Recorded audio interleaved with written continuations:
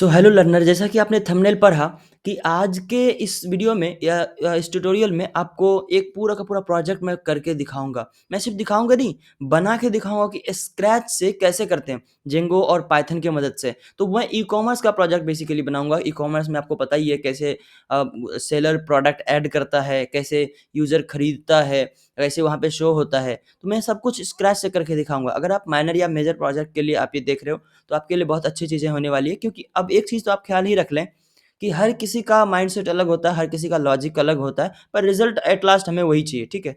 तो मैं जो कुछ भी अपने प्रोजेक्ट में आपको करके बताने वाला हूँ ना, वो आप खुद से प्रैक्टिस ज़रूर कीजिए। या तो मेरे साथ प्रैक्टिस करिए या फिर आप कॉपी में नोट कर लीजिए या फिर कहीं स्टोर कर लीजिए, ताकि क्या कर सकते हो आप बढ़िया से बना सकते हो उस प्रोजेक्ट को, और उसमें और भी ज़्यादा मतलब मेरे से कई गुना ज़्यादा आप मॉडिफ़ाई कर सकते हो और उसको आप कॉलेज में सबमिट कर सकते हो या फिर अपने रिज़्यूमे में ऐड कर सकते हो। बहुत सारा बेनिफिट आपको होने वाला है, ठीक है? तो मैं ये भी बता देता हूँ कि इसमें अपन जो यूज़ करेंगे Python as a programming language, Django as a framework. आपको पता है पाइथन बहुत world wide usable programming language है। जेंगो काफ़ी फ़ेमस फ्रेमवर्क है पाइथन का, जो मतलब जिसमें बहुत सारे लाइब्रेरी ऑलरेडी अवेलेबल होते हैं, तो इसमें आपको ज़्यादा मेहनत करने की ज़रूरत है नहीं, आप ईज़ी टू यूज़ कर सकते हो।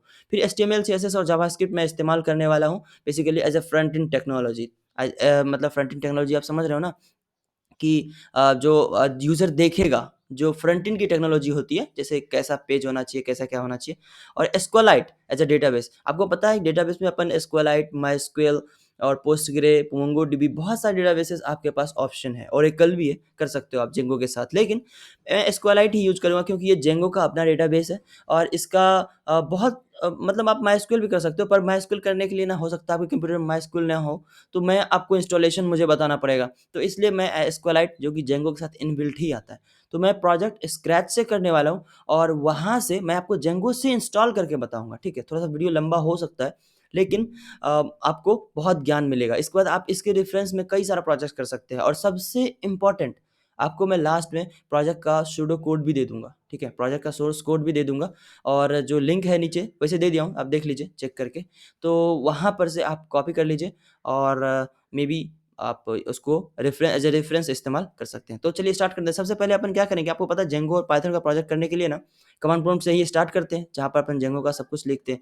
उससे भी बड़ी बात ये है कि मैंने आपके रेफ़रेंस के लिए मैं आपको इस नोटपैड का लिंक आपको दे दूँगा, ठीक है? तो बहुत यूज़र फ्रेंडली होने वाला है ये, आराम से आप देखिए और समझिए, अगर आप कर रहे हो तो बहुत अच्छी बात है। तो मैंने आपके लिए पहले कुछ रेफ़रेंस बना लिया है, त अब इसका भी आपको मैंने दे दिया है डिस्क्रिप्शन में, ठीक है? जो जेंगो की जो प्रोजेक्ट मैंने दिया है आपको गिटहब पे, गिटहब का लिंक है ना, उसके अंदर ये भी नोटपैड की फ़ाइल है।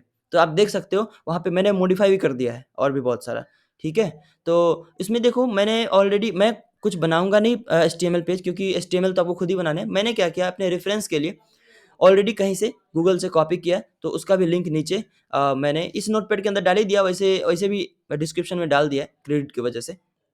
ठीक है, क ताकि कॉपीराइट वगैरह ना आ जाए। तो ये देखिए, ये यहाँ से मैंने डाउनलोड किया है और लॉगिन पेज मैंने W3 स्कूल से यहाँ से किया है ये। मैं आपको करके दिखाऊँगा, मैंने ये सब पहले as a reference, as a source resources मैंने डाउनलोड किया और आपको बताऊँगा। और भी चीज़ें हैं जो पाइथन में, देखो कोई भी डेवलपर आपको अगर पढ़ाता है ना यूट्यूब पे या कहीं भी, तो वो सबसे पहले एक नोट्स रेडी करता है। आपको दिखाता नहीं है, लेकिन नोट्स रखते हैं वो, ठीक है? और कहीं न कहीं उससे वो उससे हेल्प लेकर के आपको प्रोजेक्ट करके दिखाते हैं, जो भी आपको ज्ञान देते हैं।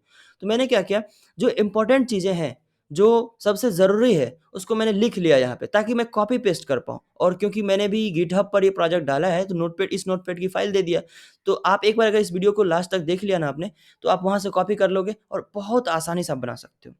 इनफैक्ट ये सब चीज़ें जो मैंने लिखा है ना, ये हर प्रोजेक्ट के लिए इस्तेमाल होता है। आप लाइब्रेरी मैनेजमेंट बनाओ या फिर आप कोई सा भी प्रोजेक्ट बनाओ जेंगो के अंदर, तो ये सब फाइलें वहाँ तो होंगी ही होंगी, ठीक है? तो चलिए सबसे पहले अपन स्टार्ट करते हैं। क्या करते हैं, कमांड प्रॉम्प्ट ओपन करते हैं। कमांड प्रॉम्प्ट मुझे जो जिस फ़ोल्डर में मुझे बनाना है ना, वो फ़ोल्डर है, मैंने अ,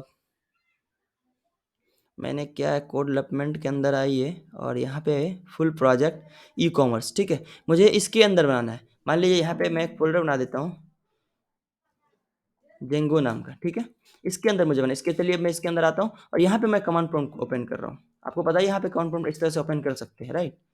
तो चलिए इसको मैं थोड़ा-सा कर देता हूँ ज़ूम और यहाँ पे सबसे पहले पाइथन पाइथन तो इंस्टॉल्ड ही है। सबसे पहले क्या करते हैं जेंगो इंस्टॉल करते हैं। अच्छा उससे पहले ना एक एनवायरनमेंट रेडी कर लेते हैं। एनवायरनमेंट में आपको पता है ना क्या होता है? जब एनवायरनमेंट आप बना लोगे ना तो उससे बेनिफिट आपको ये होने वाला है कि आप उसके अंदर जो भी लाइब्रेरी आप इस्तेमाल करने वाले हो, उसका जो भी वर्ज़न इस्तेमाल करने वाले हो, वो सिर्फ़ और सिर्फ़ उसी एनवायरनमेंट में होगा। और मेबी आप कोई और जेंगो का प्रोजेक्ट कभी इस्तेमाल करोगे, मतलब इंस्टॉल करोगे अपने कंप्यूटर में या यूज़ करोगे किसी और प्रोजेक्ट को या कोई और प्रोजेक्ट बनाओगे, तो ये ओवरलैप हो सकता है कभी-कभी कि आपने इस जेंगो में ये वर्ज़न इस्तेमाल किया, उस जेंगो में वो, तो इसका वजह से। इसलिए आप जो भी प्रोजेक्ट बनाओ, उसके लिए एक स्पेशल एनवायरनमेंट रेडी कर लो, ठीक है? अच्छा एनवायरनमेंट रेडी करने के लिए ना नोटपैड में मैंने कोड लिख रखा है। आपको ज़्यादा मेहनत करने की ज़रूरत है नहीं। मैं क्या करूँगा सिंपल ये पेस्ट कर दूँगा Python -m venv my site मतलब आप यहाँ पे नाम दे दो अपना कुछ भी। मान लीजिए ईकॉम दे देता हूँ ECOMM मान लीजिए ईकॉम मैंने दे दिया। अब ये हो जाएगा यहाँ पे एक एनवायरनमेंट क्रिएट कर देगा ईकॉम नाम का, ठीक है? तो चलिए थोड़ा-सा टाइम ले रहा है ये। आपके कंप्यूटर आप साथ कर रहे हो तो बहुत बेस्ट है, ठीक है? बहुत बेस्ट। तो ये क्या कर रहा है एक मिनट चलिए बना दिया अब dir करके आप चेक कर लीजिए तो देखिए ईकॉम नाम का एक फ़ोल्डर बन गया, ठीक है? अब इसको एक्टिवेट करने के लिए क्या करते हैं? बेसिकली कुछ भी नहीं करते, ये करते हैं, ठीक है? मतलब ये कर दीजिए और यहाँ पर माय साइट की जगह पे डाल दीजिए ईकॉम स्लैश लगा दीजिए और इसको एंटर कर दीजिए। अब देखिए यहाँ पर ईकॉम आपको दिख रहा है? यहाँ तक नहीं था, यहाँ तक ज क्योंकि वो स्क्रिप्ट जो है एक्टिवेट हो चुका है, वो स्क्रिप्ट एक्टिवेट हो चुका है, आपका एनवायरनमेंट अब इसके अंदर आप क्या कर लीजिए, इसके अंदर ये जेंगो को इंस्टॉल कर लीजिए। अब देखिए ज़्यादा आपको लिखना ना पड़े, टेक्नोलॉजी इतना आगे बढ़ चुकी है, आप कहाँ आप उस दुनिया में घूम रहे हो, ठीक है? इसको कॉपी करिए और यहाँ मारिए पेस्ट और कर दीजिए इंस्टॉल, ठीक है? अब ज़माना बहुत आगे बढ़ चुका है, एक-एक लाइन आपको रटने की ज़रूरत नहीं है, सारा का सारा रिसोर्सेज़ आप रख लो एक साथ या गूगल से कॉपी करो, स्टैक ओवरफ्लो कहीं से भी कॉपी करो, राइट? उसका इश्यू नहीं है। बट आप मेन चीज़ है कि आप कर पा रहे हो या नहीं, इसलिए जेंगो का इस्तेमाल कर रहा हूँ। जेंगो आपको पता है वर्ल्ड वाइड फ्रेमवर्क है। उसके साथ-साथ लेकिन हाँ, पेज मैं नहीं बनाऊँगा, ठीक है? एचटीएमएल, सीएसएस का ये तो मैंने खुद कॉपी किया है, तो आपको भी कर लेना है यार, क्या दिक्कत है? फ्री अवेलेबल है। हाँ, लेकिन अगर एचटीएमएल, सीएसएस आता है और आपकी ही मर्ज़ी का बनाना है या आपकी टीम में कोई ऐसा बंदा है जो बहुत अच्छा एचटीएमएल और सीएसएस का पेज तैयार करता है, जो फ्रंट एंड का है, तो बेस्ट है, कोई दिक्कत नहीं। चलिए, हमारा जेंगो इंस्टॉल हो गया, चेक कैसे करना है? आपको अगर चेक करना है तो चेक करिए जेंगो एडमिन अ, माइनस वर्ज़न, ठीक है? इस तरह से तो ये 4.0.3 जो हमारा है इंस्टॉल हो गया।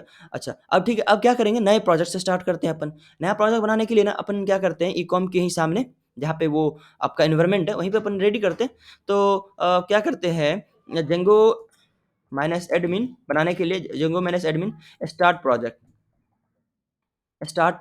और प्रोजेक्ट का नाम रख दीजिए आप रख दीजिए ईकॉम ECOMM ERC ई-कॉमर्स। ठीक है? ई-कॉमर्स, ECOMMERCE अच्छा, यहाँ पे आप स्पेस नहीं डाल सकते। प्रोजेक्ट का जो नाम है ना, एक ही वर्ड में होना चाहिए। या तो कैमल केस रख लीजिए, कोई स्मॉल, कोई कैपिटल, लेकिन एक ही वर्ड में होना चाहिए। ई-कॉमर्स मैंने रख लिया। नहीं, चलिए ई-कॉम रखता हूँ, ई-कॉम, ठीक है?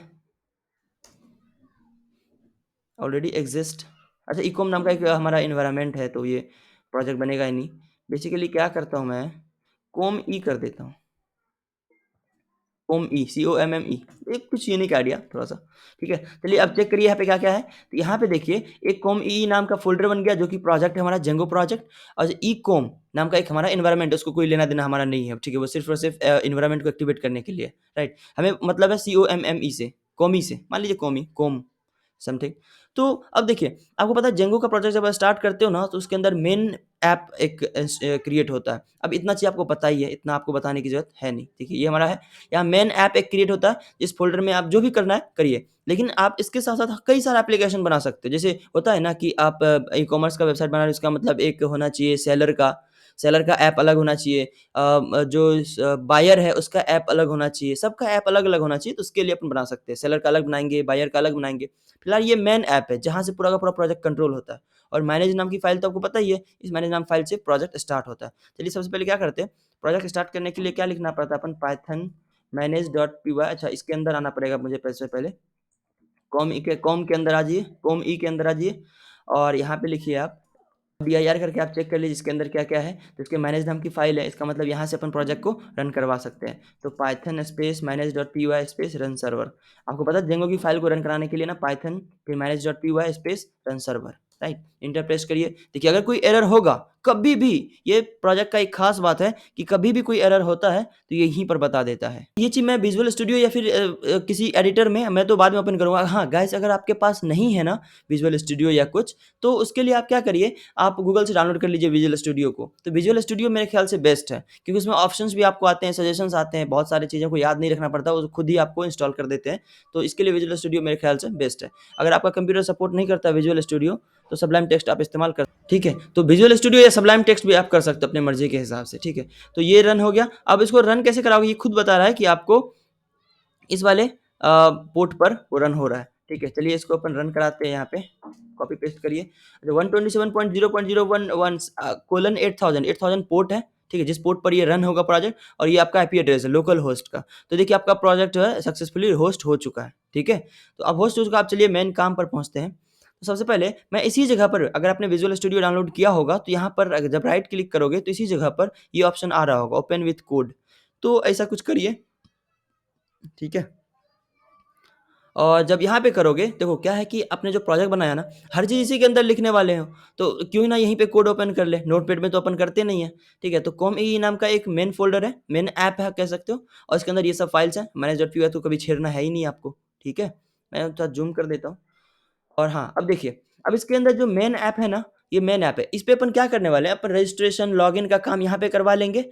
फिर उसके बाद अगर वो सेलर होगा, तो सेलर होगा उसको सेलर वाले पेज पे भेज देंगे, मतलब उसके उसका एक ऐप बना लेंगे बाद में, ठीक है। और बायर होगा तो उसको बायर वाले पेज पे भेज देंगे, ऐप बना लेंगे। गाइस उससे पहले मैं आपको ये बता दूँ कि एचटीएमएल का पेज मैं नहीं बनाने वाला हूँ, ठीक है। मैंने क्या किया है, ये लिंक, ये नोटपैड आपको गिटहब वाले पेज पे दिख जाएगा, ठीक है।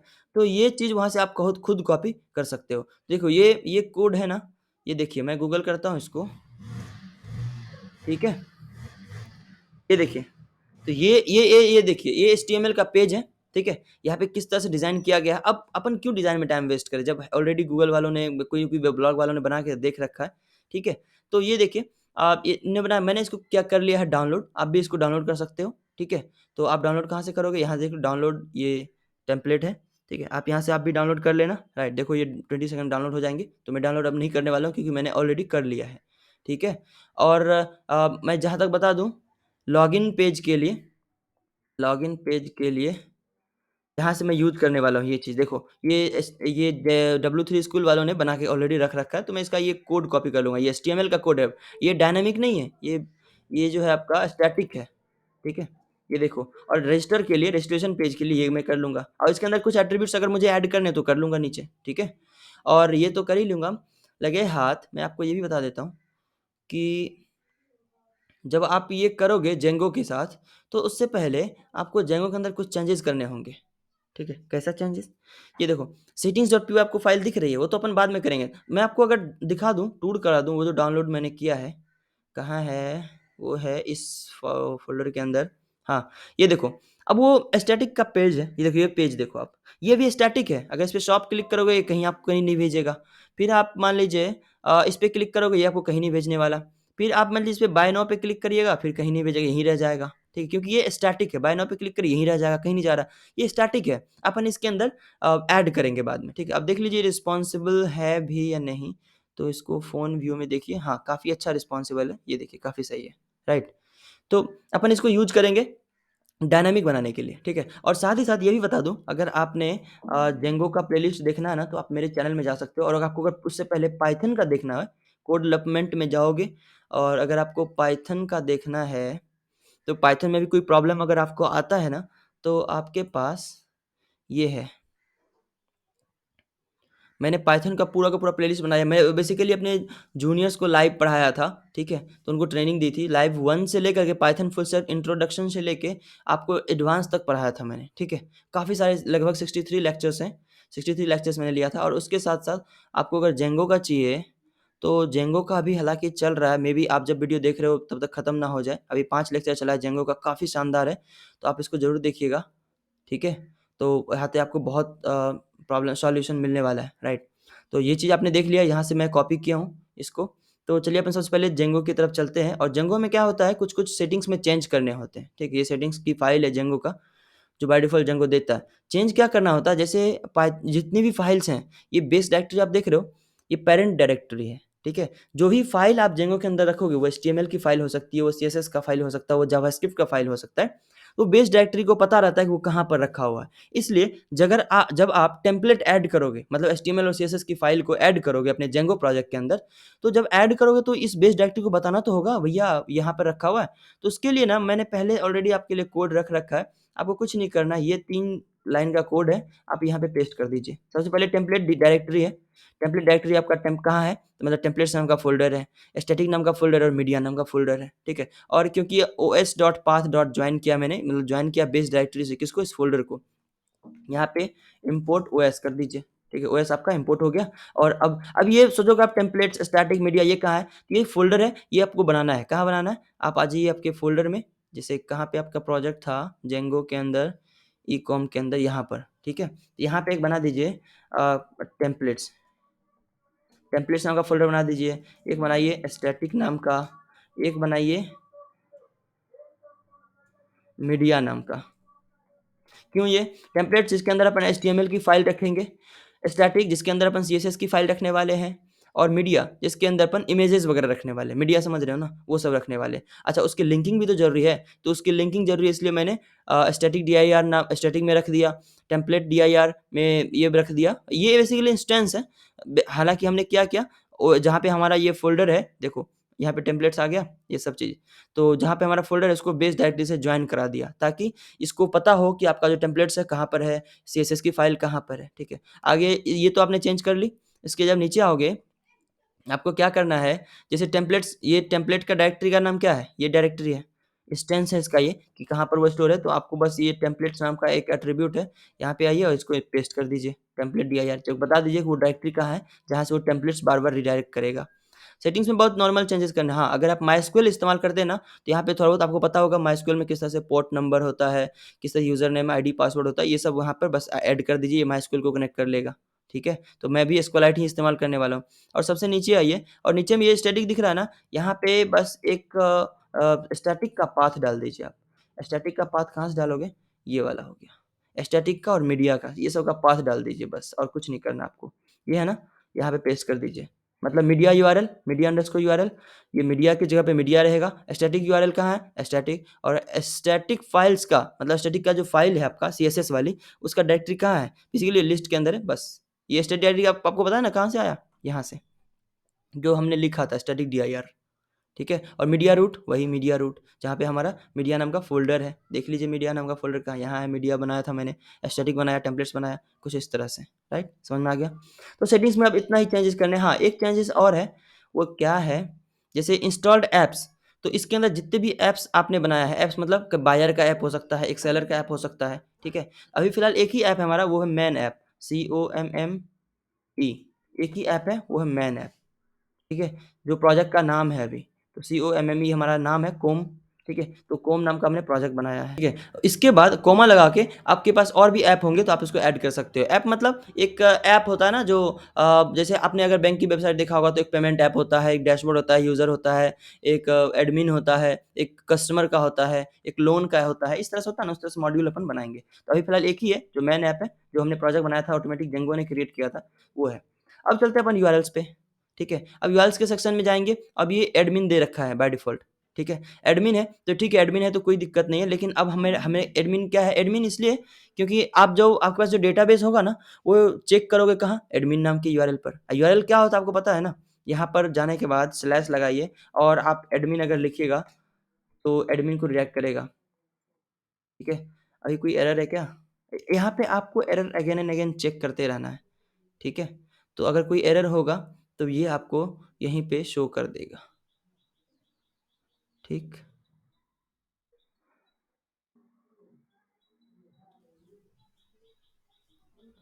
अभी कोई एरर है नहीं, अभी एडमिन चलेगा नहीं, अभी एडमिन हमने बनाया नहीं, अभी आगे आगे जब डेटाबेस बनाएँगे ना, तब एडमिन बनाएँगे, तब ये रन होगा, ठीक है? तो हमने एक और पाथ ऐड करना है, जैसे क्या, मान लीजिए ये तो हमारा मेन प्रोजेक्ट है, ठीक है? अब एडमिन की जगह पे एक होम पेज होना चाहिए, ठीक है? होम पेज होना चाहिए, तो अभी होम पेज, होम नाम का यूआरएल बनाया ही नहीं मैंने, तो क्या करते हैं, एक पाथ बनाते हैं होम नाम का, ठीक है? चलिए होम नाम का पाथ बनाया। अच्छा, इसका फंक्शनैलिटी जो आपको लिखना है, आप उसका डायरेक्ट दे दीजिए। तो व्यूज़ नाम का आपको पता है ना, जेंगो में व्यूज़ नाम की फ़ाइल होती है जिसके अंदर अपन लिखते हैं सारा का सारा फंक्शन। व्यूज़ डॉट होम, मतलब व्यूज़ के अंदर होम नाम का फंक्शन है एक, ठीक है। फिर नेम दे दीजिए इसका, नेम दे दीजिए होम, ठीक है। होम नाम का फंक्शन है। चलिए अब ये क्या है, यहाँ पे व्यूज़ को इंपोर्ट भी तो करना पड़ेगा। From dot import views. अच्छा डॉट क्यों, आप सोच रहे हैं डॉट क्यों? डॉट का मतलब एक लोकल फाइल से, लोकल फ़ोल्डर से। तो ये जो डॉट है ना, ये लोकल फ़ोल्डर में व्यूज़ को खोजेगा। तो चलिए अपन क्या करते हैं, व्यूज़ नाम की फ़ाइल है नहीं, अभी बना देते हैं एक न्यू फ़ाइल। और क्या की फ़ाइल बनाना है? PIEWS views dot py। आपको पता है पाइथन के अंदर जो भी फ़ाइल होंगी वो पाइथन की फ़ाइल होगी जेंगो के अंदर। तो यहाँ पे क्या करते हैं, होम नाम का एक फ़ंक्शन बनाते हैं। यहाँ पे होम नाम का फंक्शन बनाते हैं, क्योंकि वो जो यूआरएल हिट होगा वो कहाँ पे होगा, यहाँ पर होगा। और ये बाय डिफ़ॉल्ट एक पैरामीटर लेता है, वो है रिक्वेस्ट, ठीक है। और रिटर्न करते हैं, रिटर्न पहले क्या करते हैं, एचटीटीपी रिस्पॉन्स करते हैं। मतलब एचटीटीपी रिस्पॉन्स मतलब देखते हैं कि यहाँ से काम कर रहा है कि नहीं सब कुछ। तो दिस इज एक मैसेज भेजते हैं, दिस इज होम पेज, ठीक है। चलिए देखते हैं ये काम कर रहा है या नहीं, राइट। देखिए अगर नहीं चल रहा है इसका मतलब सर्वर में कोई प्रॉब्लम है। क्या प्रॉब्लम है? Can not import name views from com e, ठीक है। ये रन हो रहा है, मतलब देखो जो भी मैसेज मैंने भेजा एचटीटीपी रिस्पॉन्स की मदद से, ये यहाँ पर मैसेज आ रहा है। अच्छा उससे बड़ी बात ये है कि अगर कोई एरर होगा ना, यहीं पे शो कर देगा, ठीक है। आप पढ़ सकते हो एरर और उसको सॉल्व कर सकते हो। देखो अब एचटीटीपी रिस्पॉन्स का काम ये होता है मैसेज पहुँचाना। तो ये देखो आपको इंपोर्ट करना पड़ेगा from Django dot H T T P import H T T P response. इसलिए बोलता हूँ विजुअल स्टूडियो अगर आप इस्तेमाल करोगे, तो अगर आपने इस्तेमाल किया यहाँ पर, तो विजुअल स्टूडियो खुद ही उसको इम्पोर्ट कर लेगा जहाँ से इम्पोर्ट करना होगा, जेंगो के अंदर से ही, ऑब्वियस सी बात है ये। तो देखो ये इसका मतलब ये हुआ कि ये जो यहाँ पर लिखा है ना मैंने, तो ये जो भी मैसेज मैंने रिटर्न करा था कर दिया। अब इसी जगह पे अपन पेज का इस्तेमाल करेंगे। क्या करेंगे? पेज का इस्तेमाल करेंगे। तो पेज कौन सा इस्तेमाल करने वाले हैं अपन? ये वाला। यहाँ के अंदर जो मैंने डाउनलोड किया था, ठीक है? इसके अंदर बेसिकली करेंगे index.html, राइट। ये इंडेक्स वाला पेज को यहाँ पे लिंक करेंगे। अब देखिए लिंक कैसे करना है, क्या सिर्फ और सिर्फ इंडेक्स की फाइल को लिंक करना है? नहीं, इसके साथ साथ बहुत सारी चीज़ें हैं, जावास्क्रिप्ट है, इमेजेस है, फ़ॉन्ट्स है, सीएसएस है, राइट। इतनी सारी चीज़ों को करना है इंस्टॉल। तो सीएसएस से उठाते हैं अपन जावास्क्रिप्ट तक और इसको रख देते हैं कहाँ, ई-कॉमर्स जेंगो के अंदर आते हैं। और कहाँ रखना है आपको? स्टैटिक के अंदर। जो सीएसएस वोएसएस जितना है, सीएसएस जावास्क्रिप्ट ये सब स्टैटिक वाली फाइल है। तो मैंने रख दिया कहाँ, स्टैटिक के अंदर। ये आप यहाँ भी देख सकते हो, यहाँ आ गया होगा, ठीक है। स्टैटिक आ गया होगा यहाँ पर। कहाँ गया स्टैटिक? ये देखो स्टैटिक जो फ़ोल्डर में क्या-क्या आ गया, अब सीएसएस आ गया, फ़ॉन्ट्स आ गए, इमेजेस आ गए, जेएस आ गया। अब देखो लिंकिंग कैसे करना है मैं आपको बताता हूँ, ठीक है। अब हमें क्या लेना है, एचटीएमएल का पेज चाहिए मुझे। तो इसके अंदर एचटीएमएल का यहाँ से यहाँ तक अपन कर लेते हैं कॉपी और इसको रख देते हैं कि कहाँ, जेंगो के अंदर कॉम ई की जो अपना प्रोजेक्ट है, और टेम्पलेट्स के अंदर एचटीएमएल की फाइल को रख देते हैं। आ गया हमारा। चलिए यहाँ तक तो काम हो गया, राइट। अब देखिए यहाँ पे जब टेम्पलेट्स देखिएगा, टेम्पलेट्स नाम के फ़ोल्डर में अबाउट डॉट एचटीएमएल ब्लॉग ये सब इंडेक्स, तो बेसिकली होम पेज में अपने इंडेक्स को करने वाले हैं, ठीक है। होम पेज में इंडेक्स ही होता है ना हमारा। तो यहाँ पे क्या कहते हैं, रिटर्न के साथ अब ये एचटीटीपी रिस्पॉन्स हटा देते हैं, करते हैं रेंडर। क्या रेंडर करना है भाई? रेंडर एक पैरामीटर लेता है रिक्वेस्ट, ठीक है, REQ रिक्वेस्ट, ठीक है। और कॉमा लगाइए और फाइल का पाथ दे दीजिए। क्या नाम है उसका? index.html, ठीक है। index.html मतलब कोई यूआरएल्स पे होम क्लिक करता है तो वो होम नाम के फंक्शन को कॉल करेगा। होम नाम का फंक्शन हमारा लिखा हुआ कहाँ पर, इस वाले फ़ोल्डर में, मतलब व्यूज़ वाली फ़ाइल में। तो होम नाम का फंक्शन है, उसका काम क्या है? रेंडर मतलब रेंडर करना, फ़ाइल सर्वर पर भेजना, ठीक है। जो भी आप भेजना चाहते हो डेटा सर्वर पर भेजना, रेंडर करना। अब ये रिक्वेस्ट लेता है, ऑब्वियस सी बात है रिक्वेस्ट करता है हमारे सर्वर से। और index.html का हमने लिंक डाल दिया। चलिए देखते हैं कोई एरर भी है। तो यहाँ तक तो कोई एरर नहीं है। एरर होता तो यहीं शो कर देता रन टाइम में ही, ठीक है। और चलते हैं अपन, अब इस पे नहीं यूज़ करेंगे, अब करेंगे कहाँ, जो हमारा सर्वर है, ठीक है। इसको रन कराइए। ये देखिए आ गया। जो एचटीएमएल की फ़ाइल थी वो अब यहाँ पे पूरा का पूरा आ रहा है, लेकिन गाइस सीएसएस नहीं आ रहा है, क्योंकि सीएसएस को हमें लिंक करना पड़ता है, ठीक है। सीएसएस को लिंक करना पड़ता है। तो सीएसएस को लिंक कैसे करेंगे? तो सीएसएस हमारा है, वो है स्टैटिक वाले फ़ोल्डर में, ठीक है। यहाँ सीएसएस के अंदर है, ये फ़ॉन्ट्स के अंदर है, ये इमेजेस के अंदर है, ये सब कुछ है, ठीक है। ये जावास्क्रिप्ट है, सारा चीज़ यहाँ पे है। तो index.html में आइए और ऊपर से क्या कर दीजिए, एक कोड होता है और वो कोड है ये लगाइए। अब देखो जेंगो का नियम होता है, आप कर्ली ब्रेसेस इस्तेमाल करिए, ठीक है? और उसके अंदर हाँ, तो लोड स्टैटिक लगा दीजिए यहाँ पे, ताकि जो भी आपका स्टैटिक फ़ाइल है, आपने जहाँ कहीं भी उसको रख रखा है, उसको ये लोड कर ले, ठीक है? अब बस करना क्या है, जो स्टैटिक फ़ाइल्स है, आपने उसको कौन-सा पाथ देना है, ठीक है? क्योंकि वो जो भी चीज़ें हैं, फ़ोल्डर्स, वो सारा का सारा कहाँ है? स्टैटिक वाली में है। तो स्टैटिक फ़ोल्डर में तो लोड स्टैटिक को तो लोड भी करना होगा, ठीक है? और सारा लिंकिंग इसका settings.py में है, ठीक है? सेटिंग नाम की फ़ाइल में, तो उसका आपको टेंशन नहीं लेना। अब आपको ये देखना है कि जो आपका डेटा था, ठीक है? जो एचटीएमएल का पेज हमने डाउनलोड किया था, उसमें तो सामने ही रखा हुआ था, जिस तरह से ये देख लिए css/bootstrap.css, ठीक है? ये तो सामने था, पर क्या यहाँ पे भी ऐसे करोगे आप? नहीं। यहाँ पे आपको क्या करना है, इसका तरीका अलग होता है। अब ये देखो सीएसएस कहाँ रखा हुआ है? स्टैटिक नाम के फ़ोल्डर में। कहाँ रखा हुआ? स्टैटिक, यहाँ देखो स्टैटिक नाम के फ़ोल्डर में रखा हुआ है। और इसको लिंक किस तरह से करोगे? ये जेंगो का तरीका होता है। तो इसको लिंक करने के लिए आपको कुछ नहीं करना, मैंने आपके नोटपैड में लिख दिया है कैसे क्या करना है। ये देखो स्टैटिक दिख रहे हो? बस ये स्टैटिक लिखना होता है वहाँ पर, स्टैटिक। दोनों साइड से परसेंटेज लगा दीजिए और इस बीच में उसका पाथ डाल दीजिए। कैसे करना है? चलिए मैं करके आपको बताता हूँ, ठीक है? ये देखिए, ये यहाँ पे है ना, ये क्या करिए यहाँ पे पेस्ट कर दीजिए और ये जो पाथ है ना, इसको उठाइए, कंट्रोल एक्स करिए और इस जगह पे पेस्ट मार दीजिए। समझ में आया? ये देखिए, अब ये इमेज और फेविकाइल जहाँ पे है उसका फेविकाइल वो तो है ही, ठीक है? लेकिन स्टैटिक से लोड करना है तो इस तरह से करना होगा आपको। ये कर्ली ब्रैकेट लगाइए और परसेंटेज लगाइए दोनों तरफ से और स्टैटिक यहाँ पे लिख दीजिए, ताकि स्टैटिक फ़ोल्डर को ये फेच करे। चलिए अपन देखते हैं कि हो पा रहा है या नहीं। कम से कम फेविकाइल तो आना चाहिए। फेविकन आ गया, देखिए फेविकन यहाँ पर आ गया, ठीक है? मतलब ये स्टैटिक को लोड ले पा रहा है। अच्छा, ये काफ़ी चीज़ इसमें, अगर आपको कोई दिक्कत हो रहा है ना, तो आप वीडियो को थोड़ा-सा बैक करके देख लीजिए, ठीक है? वरना वो बहुत नहीं, वरना आएगा ही नहीं स्टैटिक फाइल, राइट? तो एक काम करते हैं, अब क्या करते हैं, जहाँ-जहाँ सबको वहाँ पे करना पड़ेगा आपको चेंज, ठीक है? ये कर्ली ब्रेसेस लगाइए, परसेंट लगा दीजिए, स्टैटिक लिख दीजिए, यहाँ पे इसको इसके अंदर डाल दीजिए, कोट्स के अंदर, और लास्ट में परसेंट और क्लोज कर दीजिए, ठीक है? ये bootstrap.css है और कहाँ-कहाँ लिंकिंग करने हैं आपको, यहाँ पर हो गया।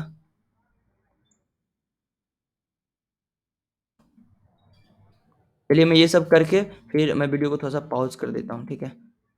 गाइस फाइनली मैंने कर लिया है। काफ़ी ज़्यादा मुझे करना पड़ गया, जावास्क्रिप्ट को भी करना पड़ गया था थोड़ा-सा, जावास्क्रिप्ट इन द सेंस कि ये देखो, जब आप जावास्क्रिप्ट का भी आपने लिंकिंग किया है ना, तो ये तो पहले से ही था। मुझे ये स्टैटिक और ये सब ऐड करना पड़ गया, ताकि जो आपका एड्रेस है, जो पाथ है, वो तो रहेगा ही रहेगा, बस उसके चारों तरफ ये करना है, परसेंट ये लगाना है, स्टैटिक लिखना है, क्योंकि स्टैटिक फ़ोल्डर में, और इसका लिंक करना है इस तरह से। तो मैंने हर जगह कर लिया है, तो अगर आप प्रोजेक्ट देखोगे, तो अगर मैं रिफ्रेश करूँ, तो आपका जो प्रोजेक्ट है वो इस तरह से रन हो रहा है, ठीक है? अब ये डायनामिक है, ये पेज डायनामिक है, ठीक है? अब ये जो डेटा आ रहा है ना, ये बैकएंड से आ रहा है डेटा, पहले फ्रंट एंड से आ रहा था, अब ये बैकएंड से आ रहा है, ठीक है? ये सब प्रोडक्ट्स जो भी हैं।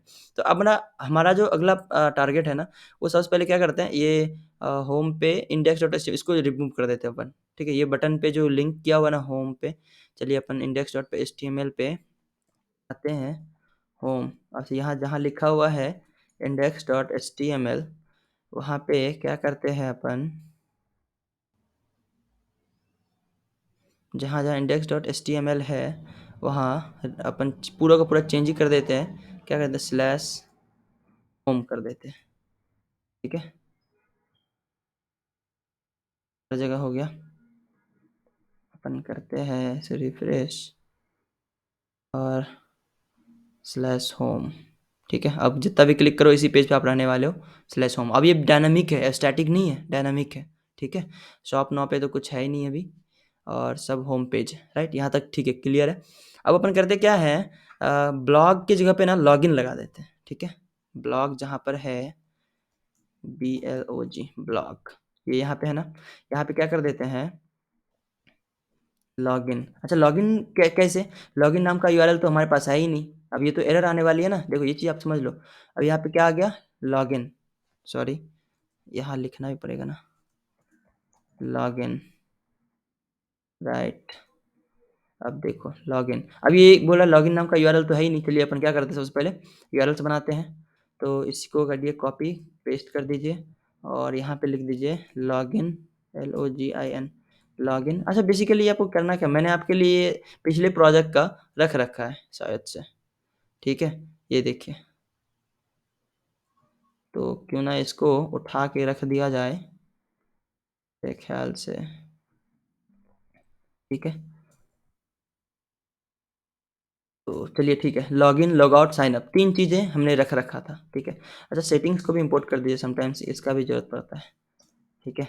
इम्पोर्ट करना ज़रूरी है क्योंकि वो फाइल है, मॉड्यूल है, ठीक है। लॉगिन एक हमने लॉगिन नाम केवल बनाया, लॉगआउट बनाया, साइन अप बनाया, ठीक है। अच्छा, ये फंक्शन का नाम लिखा है हमने। अच्छा चलिए इसका नाम भी लिख देते हैं, नेम इक्वल टू, मतलब ये वाला नाम, और यहाँ पे कर देते हैं name equal to login call, ठीक है। और नेम इक्वल टू,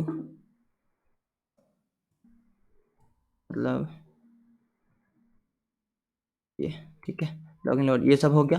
अब ये फंक्शन को डायरेक्ट कर रहा है तो ये कहीं ना कहीं फंक्शन तो होनी चाहिए ना।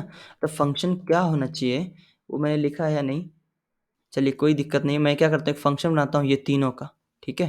तीनों का फंक्शन कहाँ बनाएंगे, views डॉट py पे। तो चलिए इसके नीचे अपन करते हैं एक फंक्शन बनाते हैं काय का, इसका लॉगिन कॉल का, ठीक है। लॉगिन कॉल का, अच्छा एक बाय डिफॉल्ट लेगा वो, क्या लेगा, पैरामीटर रिक्वेस्ट, ठीक है। और रिटर्न क्या करेगा, रिटर्न अभी पास कर दीजिए इसको। पहले तीनों का एक फंक्शन बना लेते हैं, पास। पास क्यों, पास इसलिए ताकि अगर आपको कोई कोड नहीं लिखना है अभी, खाली छोड़ना है तो पास कर दीजिए। और इसका बनाते लॉग आउट कॉल का, रिक्वेस्ट पैरामीटर। अच्छा, इस आपको कुछ नहीं मेहनत करना, सबके लिए एक फंक्शन बना हुआ है जेंगो के अंदर, राइट। तो आप उसका टेंशन मत लो, सबका जिंदा फंक्शन है, बस आप उसका क्या करोगे, यूज कर लोगे। अगला हमारा है साइन अप। चलिए एक फंक्शन साइन अप का ही बना दें, और एक पैरामीटर तो लेगा ही लेगा, एंड दैट इज रिक्वेस्ट, इसको भी पास कर दीजिए, ठीक है। अब ये हो गया। अब पास करेंगे, अब लॉगिन, ये सारा चीज़ें है ही, ठीक है। अब अगर रिफ्रेश करोगे यहाँ पे तो ये आपको एरर देगा कि ये कोई पेज रिटर्न नहीं कर रहा है या कुछ रिटर्न नहीं कर रहा है।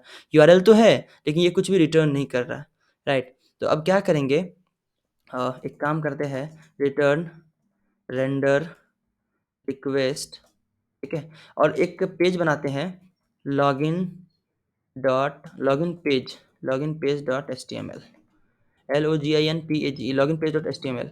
अच्छा, ये login page dot H T M L है ना, ये मुझे बनाना पड़ेगा, अभी है नहीं, कहाँ बनाना पड़ेगा, इस टेम्पलेट्स के अंदर।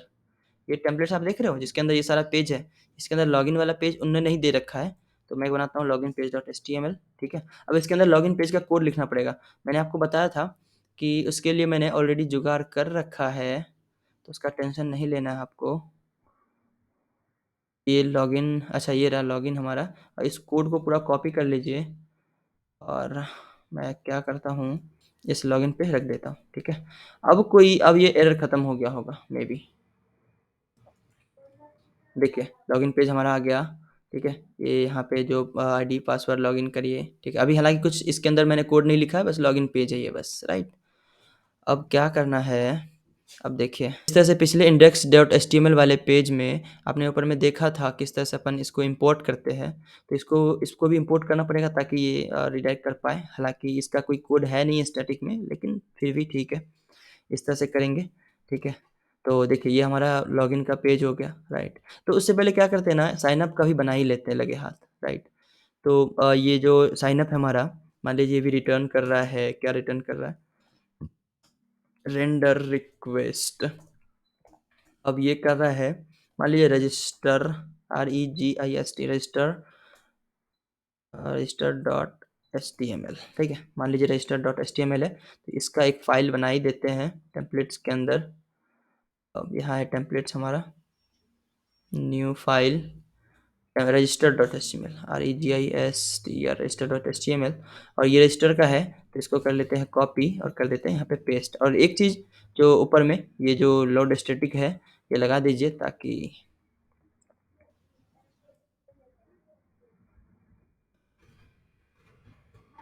ठीक है, लोड स्टैटिक ऊपर में लगा दीजिए। अब करिए क्या, आप यहाँ पे चेक करिए साइन अप वर्क कर रहा है कि नहीं, SIGNUP साइन अप। देखिए साइन अप में ये पेज खुल के आ रहा है आपके सामने, राइट। तो अब ये पे अपन कर सकते हैं। तो दो चीज़ें आपने देख लिया, तो एक चीज़ करते हैं, ये तो व्यूज़ हो गया आपका, ये लॉगिन पेज हो गया, ये index dot H T M L हो गया, राइट। तो index dot H T M L में हमने लॉगिन का लिखा था, इंडेक्स मतलब होम, ठीक है, होम। तो होम है यहाँ पे लॉगिन का बटन है, ठीक है। तो कर दीजिए इसको लॉगिन। अब कोई बंदा यहाँ क्लिक करे, डेटाबेस का काम अभी करेंगे थोड़ी देर से। और ये सब चीज़ थोड़ा अवतार क्या है देख लीजिए थोड़ा-सा, ये जी ज़रूरी है क्योंकि थोड़ा अगर बना रहे हैं तो कंट्रोल F करके देखिए, AVT अवतार, AVA। अच्छा, ये पीएनजी का कोई इमेजेस है, वो इमेजेस क्या है? ये इमेज है, तो इसका इमेज का लिंक कर लीजिए कॉपी।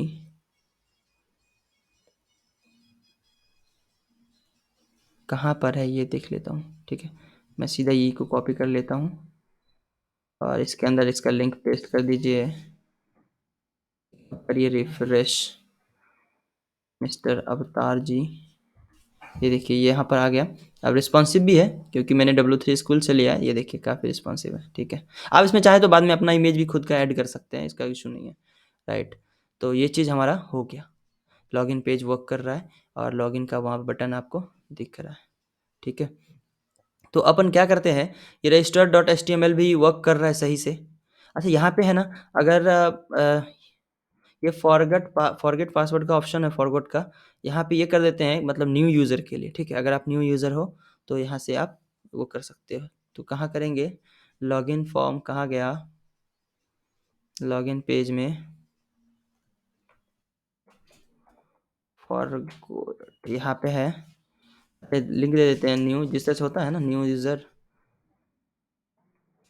मान लीजिए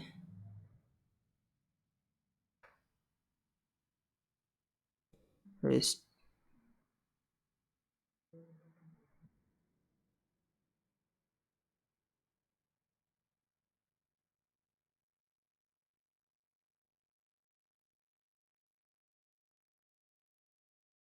ये कर दीजिए न्यू यूज़र, या फिर मैं ये करता हूँ रजिस्टर।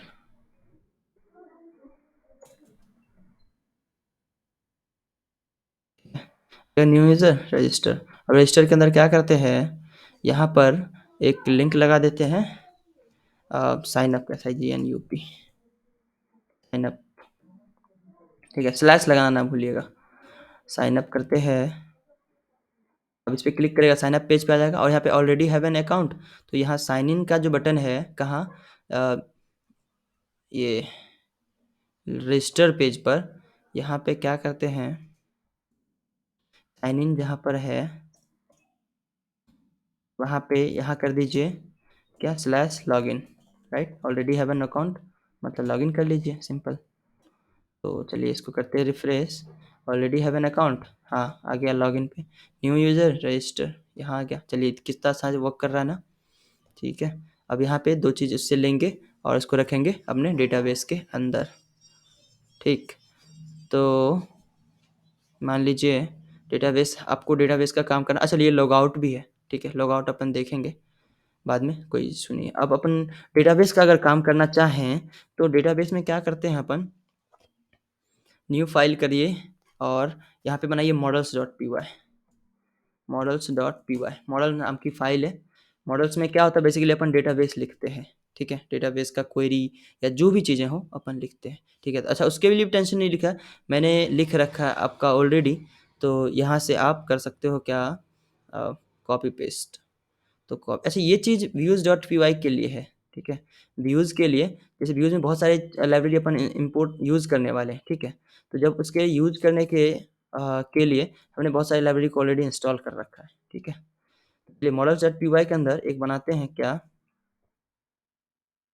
ज़्यादा समय ना हो वीडियो में, इसलिए मैंने आपके लिए पहले ही बहुत सारी फाइल्स को लिख रखा है। तो देखिए मॉडल्स को इंपोर्ट करते हैं। मॉडल्स का काम क्या है, बेसिकली डेटाबेस का टेबल बनाना, ये सब कुछ बनाना, ठीक है।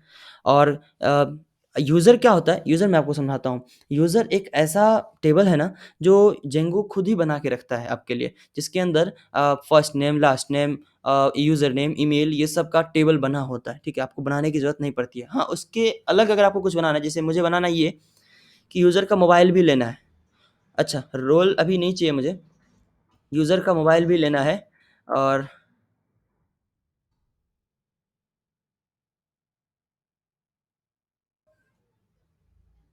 ठीक है? मान लीजिए यूज़र का मोबाइल भी लेना है, तो उसके लिए एक प्रोफ़ाइल नाम का एक क्लास बना लिया मैंने, जिसको models.model से इम्पोर्ट कर दिया, ठीक है? उसका एक पैरामीटर है ताकि उसको फ़ॉरेन की तो बनाना होगा ना, तो फ़ॉरेन की बनाने के लिए मान लीजिए यूज़र है, उसका एक मोबाइल नंबर भी हमने ले लिया और उसके लिए टेबल में मोबाइल नंबर का जगह नहीं होता, इसलिए मैंने खुद का एक टेबल क्रिएट किया, प्रोफ़ाइल उसको कर दिया यूज़र से कनेक्ट, ठीक है? तो मोबाइल नंबर भी ले लिया हमने।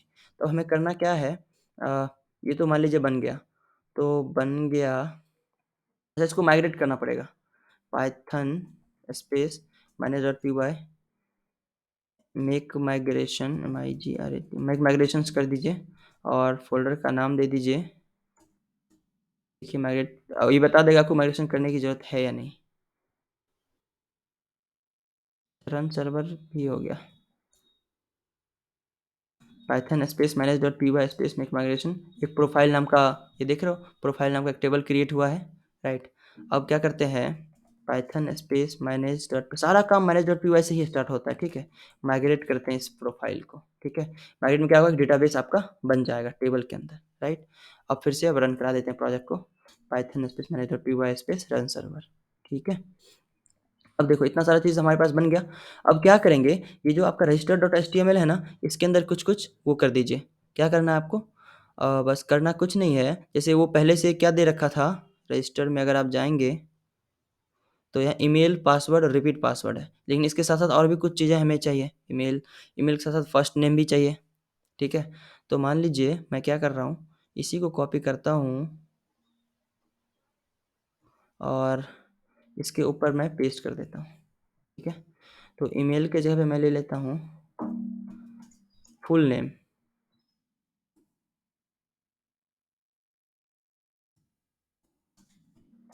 फुल नेम और इसकी जगह पे कर देता हूँ फॉर नेम ठीक है। टेक्स्ट हो गया। इंटर ईमेल यहाँ पे नेम कर दीजिए। नेम कर दीजिए नेम की जगह पे फुल नेम कर दीजिए FULL फुल नेम ठीक है। देखिए वहाँ पे चेंजेस हुए या नहीं। फुल नेम हो गया राइट। इंटर ईमेल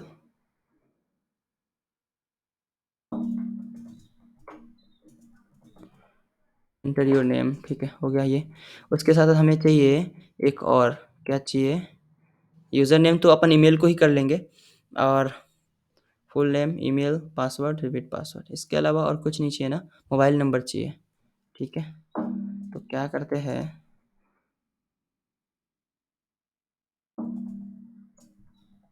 मोबाइल ले लेते हैं mobile inter your mobile number ठीक है नेम मोबाइल ठीक। आईडी भी इसका नेम ही रहने देते हैं आईडी से क्या ठीक है। तो inter your name inter your mobile number email ID हो गया सब कुछ हो गया ठीक है। अब इससे लेंगे अब इससे लेने के लिए ना यहाँ पे कुछ कुछ एक्शन देख रहे हो एक्शन ये एक्शन तो एक्शन की जगह पे कुछ चेंजेस करने होंगे जेंगो के आधार पर ठीक है। ताकि यहाँ से डेटा हमें फेच कर सके और उसको डेटाबेस में रख सके। डेटाबेस से रखने के लिए सबसे पहले पाइथन की मदद से करेंगे ना। तो पाइथन के लिए अपन किस तरह से उसको डेटाबेस में रखेंगे और किस तरह से पाइथन वाली फाइल पे आएगी जेंगो में इसको रखना है ये देखना है ठीक है। दो चीज़ें लिखनी होती है बस आपको। पहला तो फॉर्म के अंदर एक टैग में लगा दीजिए method equal to post. Post क्यों क्योंकि आप वहाँ से पोस्ट करते हैं डेटा को जैसे सबमिट करोगे ना तो वो डेटाबेस में भेजना है दैट इज़ पोस्ट। तो मेथड गेट मेथड होता है एक पोस्ट मेथड होता है इसका फंक्शनलिटी अलग अलग होता है। पोस्ट मेथड मैं यूज़ कर रहा हूँ ताकि पोस्ट कर पाए डेटा को और उसके नीचे ताकि डेटा को टोकनाइज करके भेजेगा सिक्योर रहेगा। बहुत सारी चीज़ें हैं इसके अंदर इसलिए % और ये लगा दिया CSRF टोकन ठीक है। जो डेटा हमारा जाएगा वो टोकन के फॉर्मेट में जाएगा। तो यहाँ से तो डेटा चला जाएगा तो अपन आते हैं कहाँ views.view जहाँ पे आपने देख लिया कि डेटाबेस किस तरह से क्रिएट करते हैं। बाकी डेटाबेस क्रिएट करने के बाद डेटाबेस में किस तरह से डेटा को रखना है ये चीज़ अब इसी प्लेलिस्ट का जो आपके ई कॉमर्स का प्लेलिस्ट है ना इसके अगले वीडियोस में अपन देखेंगे। तो जैसे आपको दिख रहा है और अगर आपको जेंगो की प्रैक्टिस करनी है पाइथन की प्रैक्टिस करनी है तो वो सब यहाँ पर ऑलरेडी सारा का सारा प्लेलिस्ट रखा हुआ तो आप जरूर एक बार विजिट करिएगा। और जो इसका नेक्स्ट पार्ट है अगला पार्ट अपन अगले वीडियो में देख रहे होंगे या तो आपके ऊपर में अभी आई बटन पे आ रहा होगा या फिर नेक्स्ट वीडियो में आप नीचे स्क्रॉल करने के बाद देख सकते हो। तो मिलते हैं नेक्स्ट पार्ट में, बहुत ज़रूरी है ये, आपने आधा से भी आधा देखा है, ठीक है? 25% 20% आपने देखा, बाकी का अगला वीडियो में देखेंगे। तब तक के लिए have a good day, see you, bye.